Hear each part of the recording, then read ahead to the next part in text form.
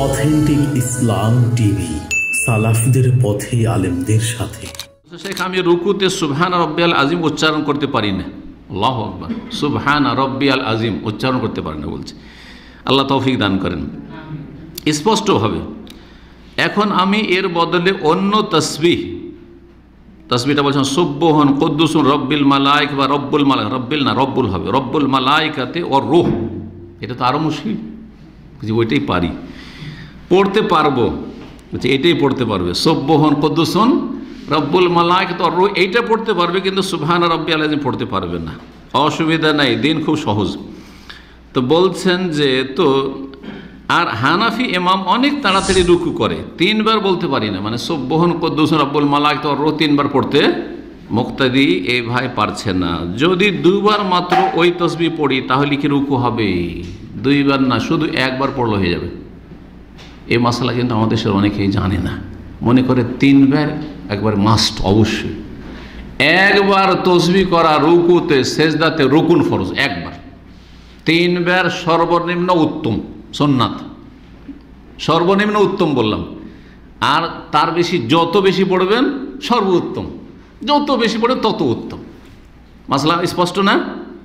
তাহলে 3 বার যেটা বলা হয় সেটা হচ্ছে নিম্ন মানের উত্তম। আপনি সর্বনিম্ন উত্তম কাজটা, ভালো কাজটাই করলেন, কিন্তু ফরজ আদায় কিসে হয়ে যাবে? সুবহান রব্বিয়াল আযীম, সুবহান রব্বিয়াল আলা, বা সুবহান কুদ্দুসুন রব্বুল মালাইকাতি ওয়ার রূহ, সুবহানাকা আল্লাহুম্মা রব্বানা ওয়া বিহামদিকা আল্লাহুম্মা আগফির। এখানে আরেকটি মাসলা বলে দিই, কারণ এই প্রশ্নগুলো আবার আরেকদিন আরেকভাবে আসবে। আচ্ছা, এই যে বিভিন্ন দোয়াগুলি তসবিহ রুকু সেজদাতে আছে বা তসবিহগুলি আছে, সেগুলির যে কোনো একটা পড়লেই হবে, না আগে সুবহান রাব্বিয়াল আযীম সুবহান রাব্বিয়াল আলা রুকু সেজদাতে পড়তে হবে আর তারপর অন্যগুলো পড়তে হবে? কি জানা আছে আপনাদের? একদল বলছেন যে আগে সুবহান রাব্বিয়াল আযীম কমপক্ষে 1 বার পড়তে হবে, আগে সুবহান রাব্বিয়াল আলা সেজদাতে 1 বার কমপক্ষে পড়তে হবে। এটা বেশ কিছু ফোকাহাদের মত, কিন্তু এই মতটি ঠিক নয়, এই মতটি ঠিক নয়। তারা বলছেন যে 1 বার সুবহান রাব্বিয়াল আযীম পড়ে তারপরে অন্যগুলো পড়েন, সুবহান কুদ্দুসুন পড়েন, অথবা সুবহানাকা আল্লাহুম্মা রব্বানা ওয়া বিহামদিকা আল্লাহুম্মা আগফিরলি পড়েন, এগুলো পড়েন, কিন্তু মতটি ঠিক না। তাহলে সঠিক মত কোনটি? নবী করিম সাল্লাল্লাহু আলাইহি ওয়াসাল্লামের সুন্নাহ হচ্ছে কখনো এটা পড়া, কখনো ওইটা পড়া, কখনো সুবহান রাব্বিয়াল আযীম সুবহান রাব্বিয়াল আলা, কখনো সুবহান কুদ্দুস রব্বুল মালাইকাতি ওয়ার রূহ, কখনো সুবহানাকা আল্লাহুম্মা রব্বানা ওয়া বিহামদিকা আল্লাহুম্মা আগফিরলি। শেষ জীবনে নবী করিম সাল্লাল্লাহু আলাইহি ওয়াসাল্লাম বেশি বেশি কোনটা পড়তেন? সুবহানাকা আল্লাহুম্মা রব্বানা ওয়া বিহামদিকা আল্লাহুম্মা আগফিরলি। সূরা ইযা জা নাসরুল্লাহি ওয়াল ফাতহু ওয়া রাআইতান নাস ইয়াদখুলুনা ফি দীনিল্লাহি ফাসাব্বিহ বিহামদি রাব্বিকা ওয়াস্তাগফিরু। এই আয়াত নাজিলের পরে কানা ইয়াতাআউয়াল কুরআন, আয়েশা রাদিয়াল্লাহু তাআলা বলছেন সহিহ বুখারী সহিহ মুসলিম হাদিস, যে নবী সাল্লাল্লাহু আলাইহি ওয়াসাল্লাম কোরআনের বাস্তবায়ন করতেন।